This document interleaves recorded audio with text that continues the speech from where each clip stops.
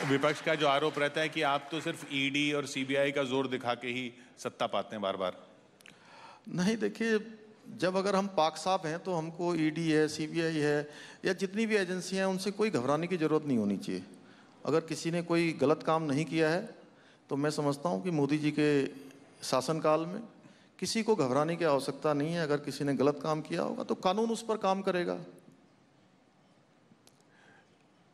गैरसैंण की अगर बात करें, वो हर चुनावों में ये सवाल उठता है और फिर चुनावों के बाद वो फिर रेंगता रहता है। ये अभी भी रेंगेगा? नहीं नहीं, आपको थोड़ा किशोर भाई शायद गलत किसी ने बता दिया है। हमारी सरकार ने गैरसैंण को ग्रीष्मकालीन राजधानी घोषित किए है और ग्रीष्मकालीन राजधानी के रूप में वहाँ पर लगातार काम हो रहा है। और अभी भी इस बजट में भी हमने गैरसैंण के लिए जो है अलग से धन आवंटन की व्यवस्था की है। और गैरसैंण हमारी सबकी संभावनाओं का, हमारी भावनाओं का केंद्र बिंदु है। तो निश्चित रूप से जो एक मैं कहूँ कि क्रम से और स्टेप बाय स्टेप गैरसैंण का विकास सुनिश्चित होगा, उसके लिए हम संकल्पबद्ध हैं। ये हमारे लिए गैरसैंण केवल राजनीति का एक माध्यम नहीं है, दूसरे लोगों ने उसको राजनीति का माध्यम बनाया है। हमारी सरकार ने बड़ी हिम्मत करते हुए उसको ग्रीष्मकालीन राजधानी घोषित किया है। जब आप वैक्सीन की मुफ्त की बात कर रहे थे तो याद आ रही थी प्रधानमंत्री की मुफ्त वाली बात की। वो आपके चुनाव में भी चला था कि बिजली मुफ्त और ये वो सब दिया जाएगा। वो वादे जो हैं वो क्या अब जनता को नहीं लुभाने वाले? देखिए, हमने कोई भी ऐसे वायदे नहीं किए और हमने जो भी संकल्प लिया उन सभी संकल्पों को हम पूरा जो विरोधियों ने किए थे।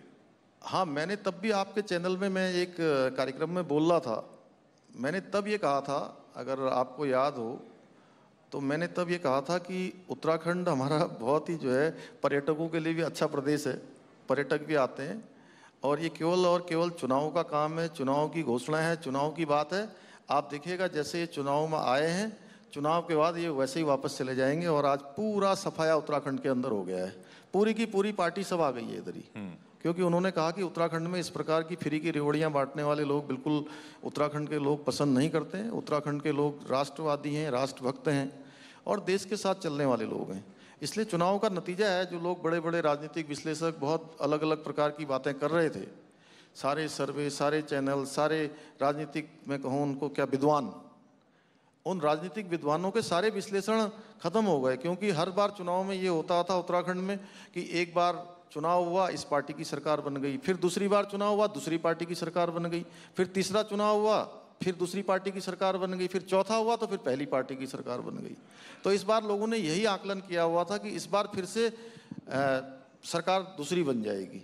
लेकिन उत्तराखंड की देवतुल्य जनता का और हमारे प्रधानमंत्री मोदी जी का नेतृत्व और उनके काम, उन पर विजन पर उत्तराखंड की जनता ने एक नया इतिहास बनाने का काम किया और कठिन परिस्थितियों में भारतीय जनता पार्टी को जिताया। और जिन्होंने झूठी घोषणाएं और रेवड़ियां बांटने के लिए जो है लोगों के सामने अपने संकल्प और अपने घोषणाएं रखी थी, उनको झूठा करार दिया, इसीलिए उन्होंने प्रचंड बहुमत दिया है। ये इस बात का प्रमाण है।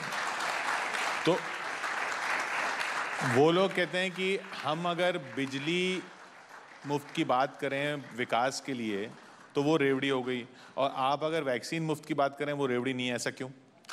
देखिए,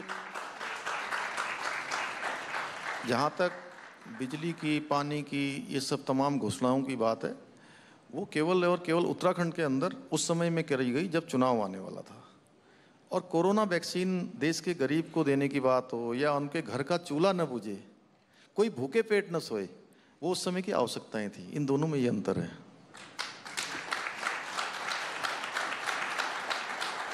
आपने सेना की बात की। बहुत बड़ा वर्ग है उत्तराखंड की जनता का जो सेना के साथ जुड़ा हुआ है। अभी ये अग्निवीर को लेकर इतना बवाल हुआ देश में, इतनी आग लगी। उत्तराखंड के लोगों को आप क्या कहेंगे इस पूरी योजना के बारे में, उनका अगर कुछ संशय है तो? देखिए, उत्तराखंड हमेशा देश के साथ चलने वाला राज्य है। मैंने कहा कि उत्तराखंड से जब भी देश के अंदर कोई भी लड़ाई लगी है, कोई भी वार हुआ है, तो उत्तराखंड के लोगों का बहुत बड़ा योगदान रहा है। कारगिल का युद्ध जो अटल बिहारी वाजपेयी जी के प्रधानमंत्री रहते हुए जो युद्ध चला था, उस युद्ध में भी 75 लोगों ने, 75 उत्तराखंड के रणबांकुरों ने अपना बलिदान दिया था, अपनी शहादत दी थी। और अभी जब माननीय प्रधानमंत्री मोदी जी ने, हमारे रक्षा मंत्री जी ने, हमारी सेना ने अग्निवीर योजना को लॉन्च किया, तो कुछ ऐसे लोग जो केवल राजनीति करते थे, हर विषय पर केवल विरोध के लिए विरोध करते थे, उन्होंने उत्तराखंड के अंदर भी कोशिश की। लेकिन उत्तराखंड की देवतुल्य जनता ने, वहाँ के सैनिकों ने, वहाँ के पूर्व सैनिकों ने, नौजवानों ने उनको मुंहतोड़ जवाब दिया और उत्तराखंड के अंदर सब लोगों ने अग्निवीर योजना का स्वागत किया है। और हमारे यहाँ पर जल्दी ही अभी इसी अगस्त माह से भर्ती की प्रक्रिया प्रारंभ हो रही है। कोटद्वार में, पिथौरागढ़ में भर्ती मेले लगने वाले हैं, जिसमें उत्तराखंड के हजारों लोग भाग लेंगे और हजारों लोगों को सेवा का अवसर मिलेगा। तो इसलिए अग्निवीर योजना का हम स्वागत करते हैं। आज़ादी के अमृत महोत्सव में हम आज अमृत रत्न सम्मान दे रहे हैं उन लोगों को जिन्होंने देश का मान रखा है। आप जब बड़े हो रहे थे, आपके बचपन में आपके कौन से वो प्रेरणा स्रोत थे, कौन से वो आपके अमृत रत्न थे जिनको आप देख के कहते थे कि देश के लिए काम हो तो ऐसा हो? नहीं, देखिए, देश की आज़ादी में बहुत सारे नाम ऐसे हैं जिनको हम बचपन से जानते हैं, उनका स्मरण करते हैं। चाहे नेताजी सुभाष चंद्र बोस हों, चंद्रशेखर आज़ाद हों, बिस्मिल हों, लाला लाजपत राय हों, ऐसे अनेकों वीर क्रांतिकारियों का तो हम स्मरण करते ही हैं। लेकिन इसके साथ साथ ऐसे बहुत सारे नाम हैं जो सामने नहीं आ पाए, उन सब को भी आज स्मरण के लिए और नई पीढ़ी के स्मरण में रखने के लिए प्रधानमंत्री जी ने जो आज़ादी का अमृत महोत्सव मनाया है, इस अमृत महोत्सव में उन सब का भी हम स्मरण कर रहे हैं। और हम तो बचपन से, चूँकि ये प्रभात फेरियाँ और ये सब जो कार्यक्रम हमारे होते थे, हम सब लोग बड़े उत्साहित होते थे कि प्रभात फेरी में जाएंगे, 15 अगस्त मनाएंगे, 26 जनवरी मनाएंगे। तो आज उस कालखंड की पुनः याद आ रही है।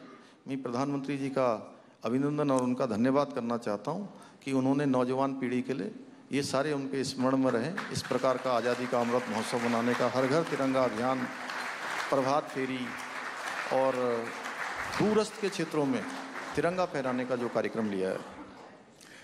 तो चलिए अमृत रत्न में आगे बढ़ते हैं। बिल्कुल, हम अनुरोध करेंगे कि आप मंच पर बने रहिए क्योंकि अब वक्त हो गया है अगले अमृत रत्न सम्मान का। और इसके लिए न्यूज़ 18 इंडिया के मैनेजिंग एडिटर किशोर अजवानी से हम अनुरोध करेंगे कि वो अगले अमृत सम्मान का ऐलान करें।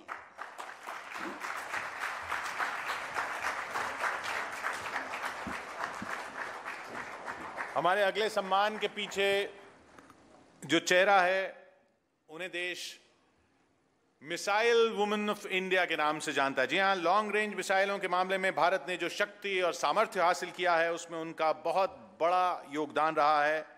हम बात कर रहे हैं टेसी थॉमस जी का। Tessy Thomas, missile women of India.